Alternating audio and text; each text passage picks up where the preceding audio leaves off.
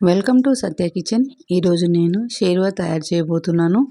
ఈ షేర్వా బిర్యానీ, బగారా రైస్, పులావ్, పరోటా, చపాతీ ఎందులోకైనా సరే రుచి అదిరిపోతుంది. ఈ షేర్వా ఎలా తయారు చేయాలో ఇప్పుడు మనం చూద్దాం.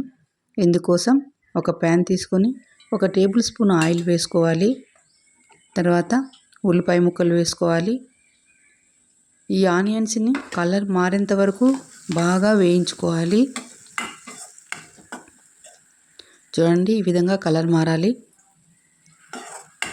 ఇప్పుడు మనము ఒక 3 టమాటాలు తీసుకొని కట్ చేసి ఈ తాలింపులో వేసుకోవాలి.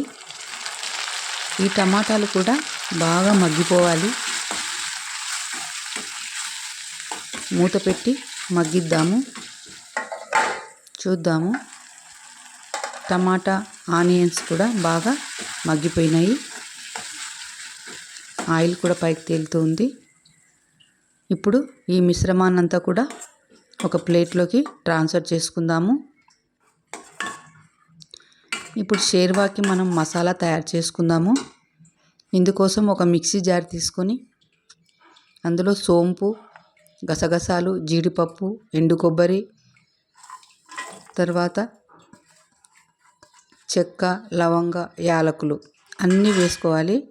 తర్వాత వేయించినటువంటి ఈ టమాటా, ఆనియన్ మిశ్రమాన్ని కూడా మిక్సీ జార్లో వేసుకొని మెత్తని పేస్టుగా తయారు చేసుకోవాలి. చూడండి, ఈ విధంగా మెత్తగా తయారు చేసుకోవాలి. ఇది ఒక సైడ్కి పెట్టుకుందాం. అదే ప్యాన్లోన మళ్ళీ 2 టేబుల్ స్పూన్ల ఆయిల్ వేసి ఆనియన్ ముక్కలు, తర్వాత బిర్యానీ ఆకు, కొద్దిగా కరివేపాకు, పచ్చిమిర్చి చీలికలు వేసుకొని బాగా వేయించుకోవాలి.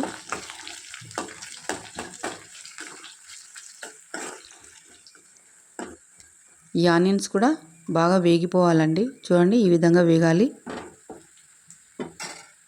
ఇప్పుడు మనము అల్లం వెల్లుల్లి పేస్ట్ వేసుకోవాలి.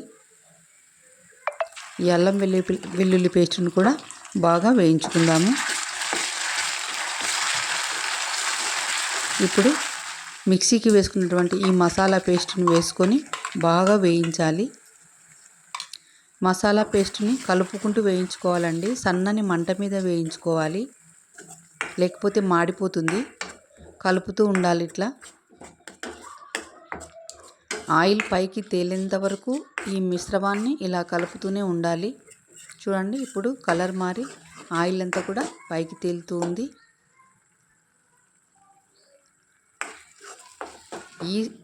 ఇప్పుడు మనము రుచికి తగ్గ కారం వేసుకుందాం. కారం కాస్త ఎక్కువనే పడుతుంది.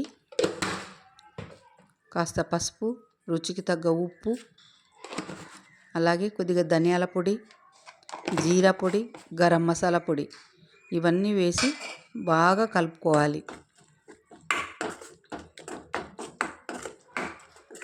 చూడండి, ఈ విధంగా బాగా కలుపుకోవాలి.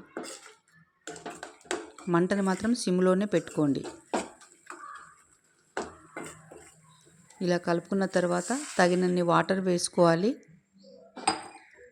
వాటర్ కాస్త ఎక్కువనే వేసుకోవాలండి, ఎందుకంటే ఇది ఉడికిన తర్వాత చిక్కబడుతుంది. షేర్వా చిక్కగా ఉందండి. నేను మరికొన్ని వాటర్ యాడ్ చేసుకుంటున్నాను. చూడండి, ఈ కన్సిస్టెన్సీ ఉండాలి. మనకి ఉడికిన తర్వాత సరిపోతుంది. ఇప్పుడు పుదీనా ఆకులు కంపల్సరీ వేసుకోవాలండి షేర్వాకి, స్కిప్ చేయకండి. తర్వాత కొత్తిమీర ఇవన్నీ వేసి బాగా మరిగించాలండి. చూడండి, షేర్వా బాగా మరుగుతూ ఉంది. ఇట్లా మరిగిన తర్వాత మళ్ళీ అది చిక్కబడిపోతుందండి. షేర్వా ఆయిల్ పైకి తేలేంత వరకు మరిగించాలి. షేర్వా రెడీ అయిపోయిందండి. మీకు ఈ రెసిపీ నచ్చినట్లయితే లైక్ చేయండి, షేర్ చేయండి, సబ్స్క్రైబ్ చేసుకోండి. Please subscribe.